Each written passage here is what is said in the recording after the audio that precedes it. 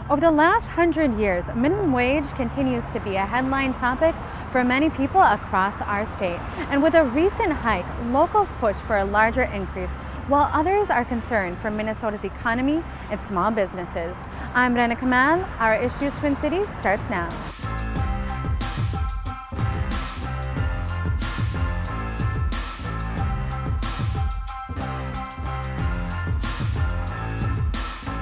Sometimes I kind of hopeful, things will get better.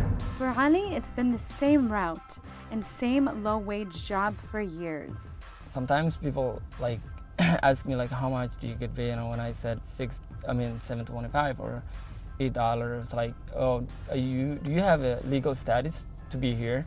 Why are you working like $7.25 or $8 an hour? Originally from Somalia, Ali came to America for a better opportunity. I was like thinking like if you work here, they'll pay you what you deserve, and you just have one job and rest of your day just to do something fun, or social life, or be socialized with your family or friends, When you in like Kenya or like back home or these people come from, they only work 8 hours and then the rest of the day you have free, Yeah.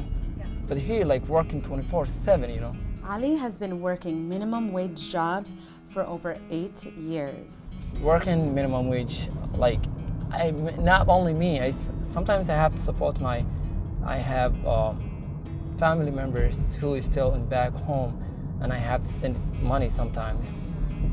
And then I have to take care of my bills and everything, and it wasn't enough for me. And you were saying sometimes it feels like you're just working for free? Yeah, that's what I think, because I know, the company I'm working for, they make millions of dollars, and then they afford to pay me more that I deserve, but they don't. And how has that been for you, that minimum wage has slightly increased over the years? That's like nothing. You're not like earning anything. Working minimum wage like $6 or $7.25 or even $8, it's like nothing, because when you see your paycheck, it's like less than 402 weeks. In 1913, Minnesota was one of the first dozen states to pass minimum wage laws and workplace standards for women and children, but it wasn't implemented until 60 years later. In 1973, Democratic State Representative Ray Farsi established the first ever statewide minimum wage in Minnesota at $1.80 an hour.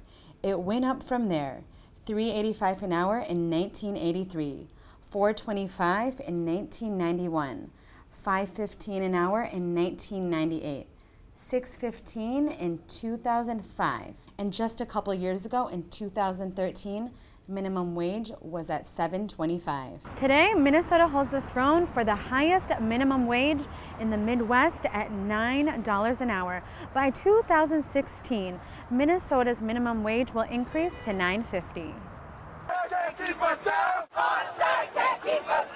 The fight for 15 ignited in Seattle in 2014, sweeping the nation to raise minimum wage to $15 an hour. Minnesota joined the movement shortly after. Kip and Ginger are the campaign managers for Minnesota 15 Now. How did it begin here in Minneapolis? It really began in a break room at Delta Airlines, where a number of the lower paid workers were reading about the victory in Seattle for $15 an hour minimum wage.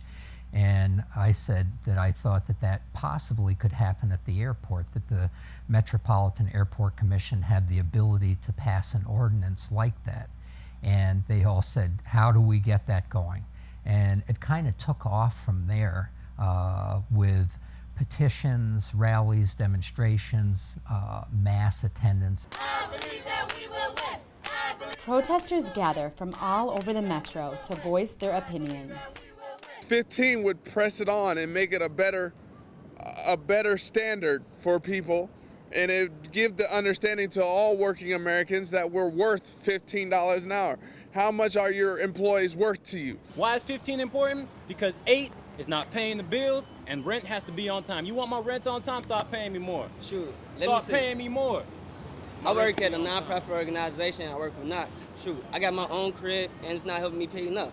And I gotta pay for food in my house, got to keep extra money in my pocket. So $15 an hour, that's good. With almost a decade of working minimum wage, Ali recently joined the campaign. Why did you join the movement? Because I said this is my life, you know. This is me, and who they failing is for me. So I have to be there and add my voice. Yeah. So that's why I realized this is my time. I have to step up and come on board, you know. So what's the ultimate goal of Fight for 15? We want to raise the minimum wage to $15 an hour, but I think through the grassroots mobilization and the sort of networks that we're working with and the coalitions that we're trying to build, I think we hope to win a lot more, or take the types of structures that we build through this campaign to be able to advocate for a lot of other things that working people need, you know? It's not just about a $15 minimum wage, I think. That's our initial, you know, that's our demand, that's what workers are fighting for. But I think this is about fighting that race to the bottom, as Kip often talks about. The idea that, you know, we're dealing with a lot of other things that working people face, you know, in terms of advocacy in their communities, in terms of having safety on the job, union representation, you know, safe schools, better funding for schools. You know, there's a lot of other stuff that sort of interferes with your day-to-day life as a sort of working person or in a low-income community. And I think wages are just, this is the most concrete way that the City Council in Minneapolis could deal with racial and economic inequality. And so I think to win this is a way to also point toward more aspirational victories. You know, we can win a whole lot more beyond this if we get organized and fight for at least that starting point of 15. Coming up on Our Issues Twin Cities, a closer look at the Fight for 15 and those who oppose the movement.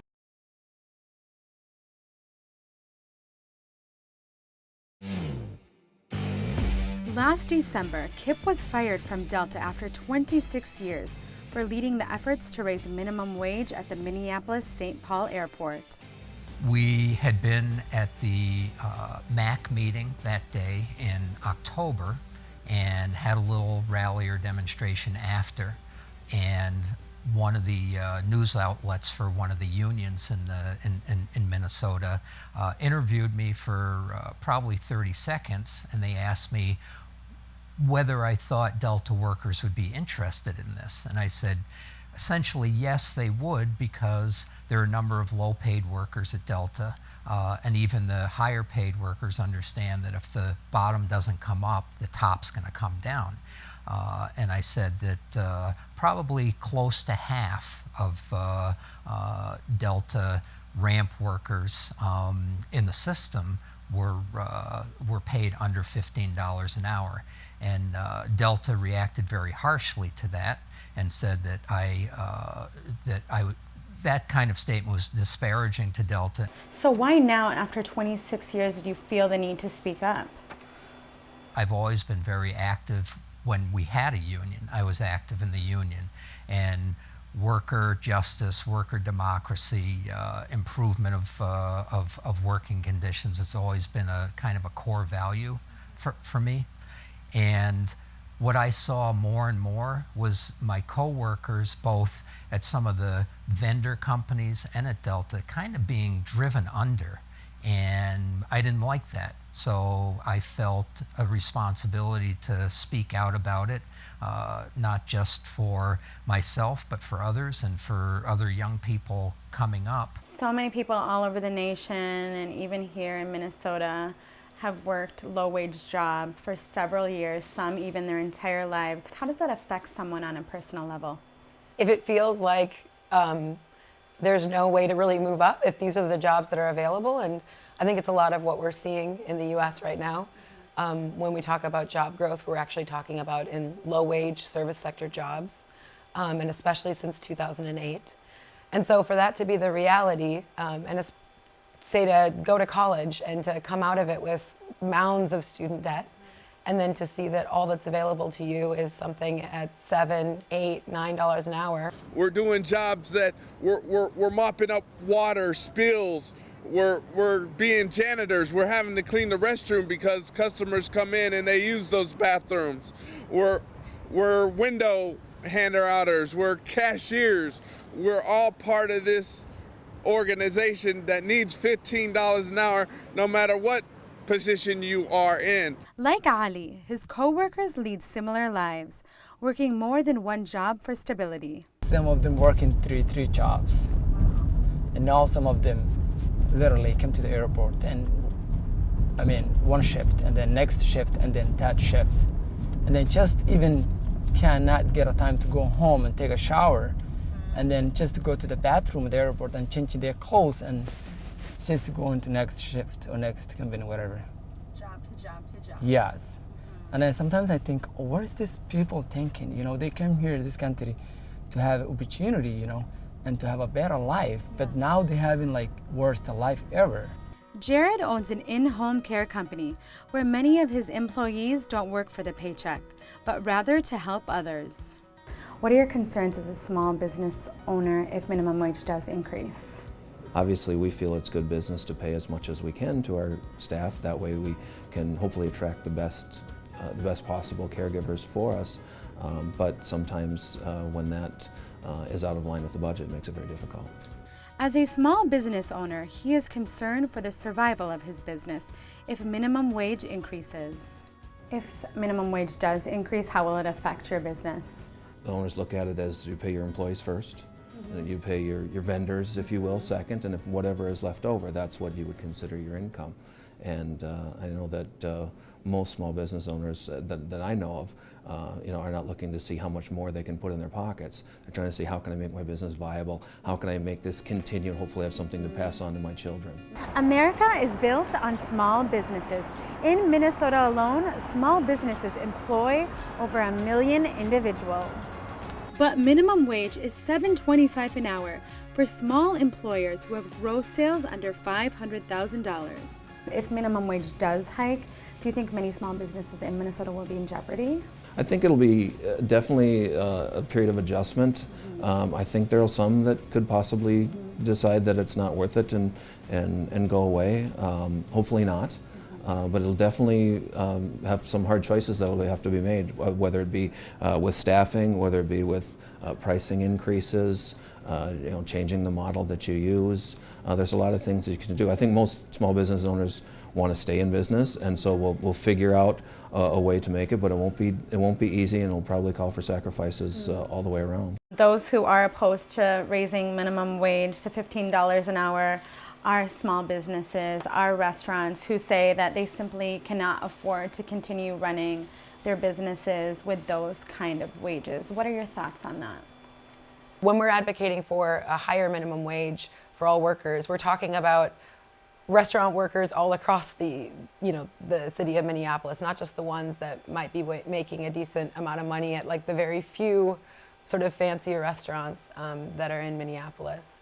It's about making sure that all workers are able to make a living, not just a few of them that might work in one restaurant or another that is making a decent amount of money. A lot of small business owners, if you took what they take out of the business for their own wages, $15 an hour, maybe less, maybe more.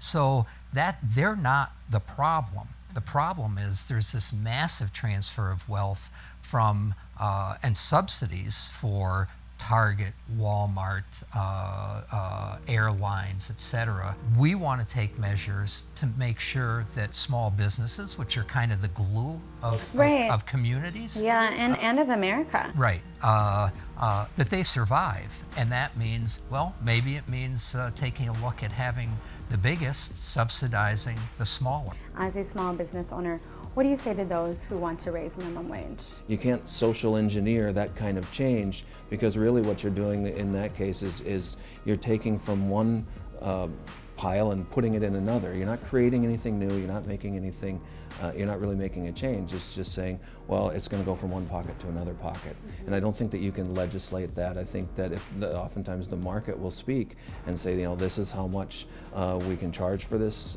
service, this product, and that has to fit, the wage has to fit into that model. Up next on Our Issues Twin Cities, the good and the bad of raising minimum wage.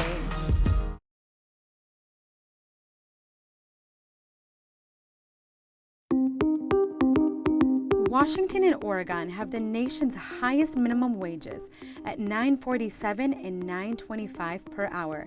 5 other states are at or just above $9 an hour. The minimum wage in California and Massachusetts will rise to $10 per hour in January. Concerns that many of our locals have for a larger increase in minimum wage are job cuts, high unemployment rates, and a hit to our economy.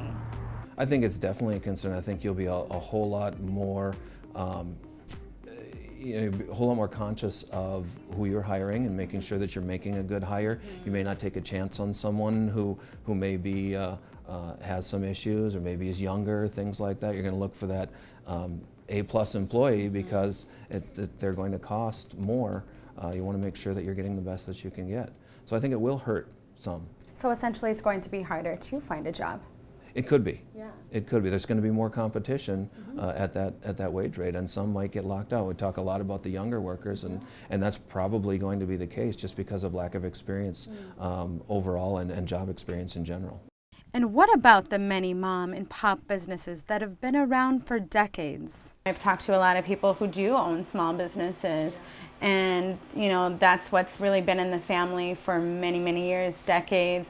That's really what brings in the money for the family, and that's the big concern. When we raise minimum wage, we're going to have to cut jobs in order to survive. This whole movement has to take place in a way that builds Minneapolis, St. Paul, the Twin Cities, and does not destroy or cut across the ability of small businesses to exist. I mean, I think there's nobody in the citywide coalition that would not agree with that statement. So it's a discussion, and it's one that's actually pretty vibrant right now, and we think we'll be able to win a number of small business people to this perspective. What are you doing to fight minimum wage from increasing?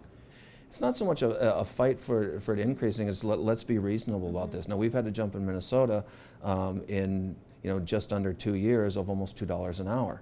A lot of businesses can't absorb that, some can. But it does have an effect on the business itself, it has an effect on the employees, and it has an effect on the clients and customers of that business. So nobody's going to be untouched by it. It's just a matter of people deciding what they can deal with. And those fighting for a wage increase believe this is a fair solution. Why does this movement mean so much to you? This is a very exciting political moment. I think it's a very exciting period of time, after a lot of what Kip described about what's been happening at the airport, say, with a couple of decades of workers sort of getting cut across again and again. I think it's really exciting to see people saying enough is enough. I have a 17-year-old daughter, and I want her to be able to enter the labor market that's friendly and that can actually provide a decent living for her, and a labor market where she doesn't have to work 2 jobs, doesn't have to work jobs that have no real set schedule, etc. And because I really care about a lot of the people that I worked with at the airport, and I care about my city, my community. And as the fight for 15 continues, the activists remain optimistic. I will use my power to let my coworkers know what's going on, and we can use that power for the election time to our leaders. If they're not helping us, that means we're not going to vote for them, So that we have a power to change something. What are you most hopeful for? I think getting 15 passed as quickly as we can, along with these other issues around fair schedules, earned sick and safe time, methods for curbing wage theft. I think, getting more workers involved, getting more people moving, and seeing if we can get this passed as quickly as possible. I think we have a really good chance of kind of transforming some of the wage structure in the Twin Cities area, and really having this be kind of a beacon, kind of like Seattle was. The Twin Cities could become a beacon for a really equitable economy and a fair economy. And to me, that's what makes things more safe, stable, better future. If the campaign does pass and minimum wage is raised to $15 an hour, how will that change your life? That will change my life completely, because earning 15 an hour will give me decent wages for my family, my life, and be able to be someone and just not thinking about how you're gonna pay your bills and support your family, making $8 an hour. That will give me more financially stable, to make $15 an hour. So I think that will help me more, not only me, thousands of co-workers, And for others who are against minimum wage from increasing to $15 per hour, fear for the survival of their business. How are you preparing your small business if in fact minimum wage does increase and even increase to $15 an hour? $15 an hour will be something very tough to deal with. We're going to have to really decide, what we can afford to do at that point. That would be almost double what it was 2 years ago. You can't, double that wage and not have an effect somewhere, and generally that's going to be in pricing. In our business, we can't double our price. We just can't do it. We would be out of business if we did that, because we would lose our clients. We can do some gradual increasing and make up for some of that. But I think $15 an hour for a lot of small businesses could be a death blow. For now, minimum wage remains at $9 an hour, but will soon climb to $9.50 by 2016. And as the fight for 15 in Minnesota is underway, many expect changes, both positive and negative. Thank you for joining me this week on Our Issues Twin Cities. I'm Rana Kamal. See you next time.